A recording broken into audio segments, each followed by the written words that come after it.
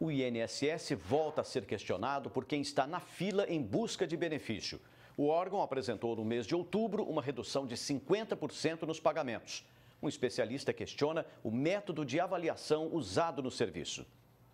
A imagem mostra o homem caminhando normalmente. Repare que o rapaz carrega 2 muletas. Mas quando vira a esquina da rua do INSS, a coisa muda.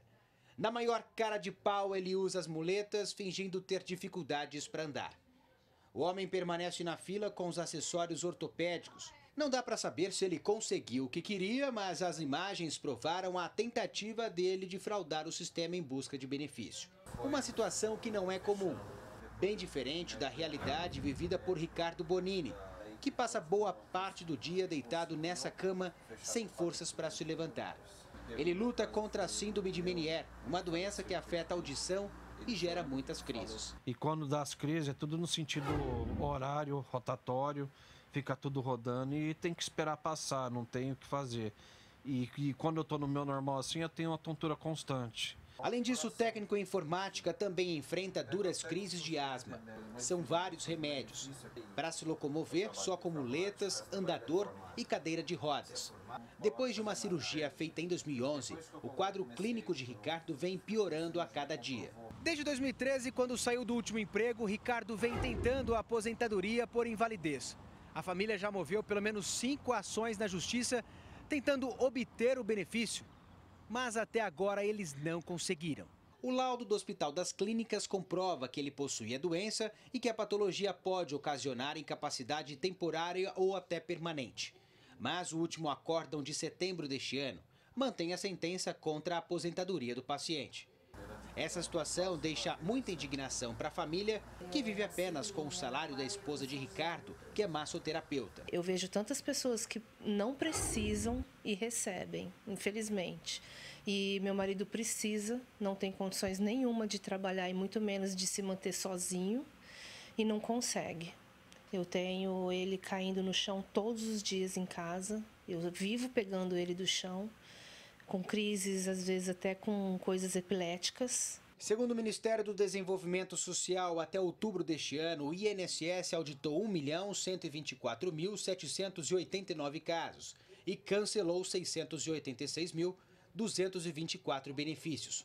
Número questionado por essa advogada, que acha que esse corte de mais de 50% pode estar prejudicando pessoas que necessitam do benefício. E a pergunta que eu faço é: todos esses benefícios que foram cessados, essas pessoas não estão mais doentes? O que aconteceu? Elas se curaram? São fraudes? Outra reclamação fica por conta das perícias.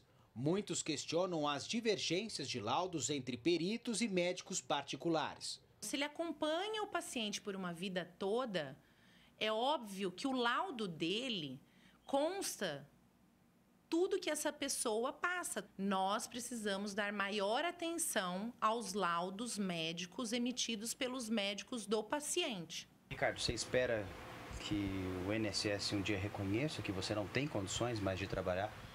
Eu espero que sim, porque eu já fiz até baixo-assinado, eu não consegui 1.000 assinaturas, não consegui. Eu espero que um dia seja reconhecida assim, porque hoje ela pode ser rara, né? Ou pode ser, né, difícil de ser encontrada. E no futuro, e aí? Ninguém sabe. Rafael Aguiar para o Jornal da Clube. Sobre o caso que mostramos na matéria, o INSS alega que o beneficiário perdeu a qualidade de segurado. Disse ainda que ele perdeu a data de recurso administrativo no ano de 2017, mas que pode reagendá-lo. Agora ao vivo, Thaís Mantoani traz mais informações. Thaís? Pois é, Pulse, em meio a essas fraudes, fica difícil até para o próprio sistema diferenciar qual é verdadeiro e qual é falso. Sobre esse assunto, eu vou conversar agora com o Marcos Paulo Candeloro, que é cientista político. A burocracia em excesso é um resultado dos muitos golpes e fraudes que o próprio cidadão tenta aplicar em todos os serviços. Boa tarde. Muito boa tarde, Pulse, amigos telespectadores. Olha, Nelson Rodrigues, grande cronista brasileiro, costumava dizer que subdesenvolvimento não se improvisa, é uma obra de séculos. A burocracia, a corrupção, elas são resultante de um processo que o professor Antônio Paim e o professor Raimundo Fauro chamaram de patrimonialismo, que é tratar a coisa pública como um bem privado. Então, sim, resulta de vantagens da busca pelo poder e a busca pela perpetuação do poder, uma vez estão ocupando cargos públicos. É a história de criar dificuldades para vender facilidades. E são muitos casos de pessoas que pagam pelos erros de outros. Corrigir essa tendência é um desafio de políticos, mas também do cidadão. Com certeza, porque vai muito além da esfera política, vai para uma esfera cultural, educacional.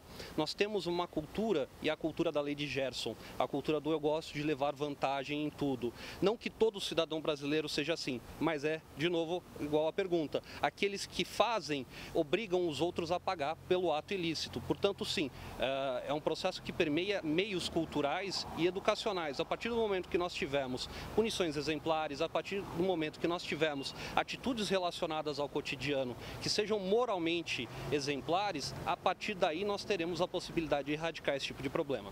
E nós não podemos ignorar a ineficiência de muitos serviços públicos. Qual seria a medida justa de cobrança em cima do cidadão e dos governos? Tolerância zero, tanto para um quanto para outro. A partir do momento em que o pequeno ato é punido com exemplaridade, todos os grandes atos passam também a ser referenciados com aquela medida. Então a tolerância tem que ser zero. Desde o pequeno ato, como a pirataria, como o desvio da TV a cabo, da luz elétrica, até os grandes atos de corrupção que tem que colocar os corruptos na cadeia. Ok, muito obrigada pela sua participação aqui no Jornal da Clube e daqui a pouco eu volto para falar que a população que depende da saúde pública aqui de Ribeirão Preto acaba saindo prejudicada com as obras que não terminaram.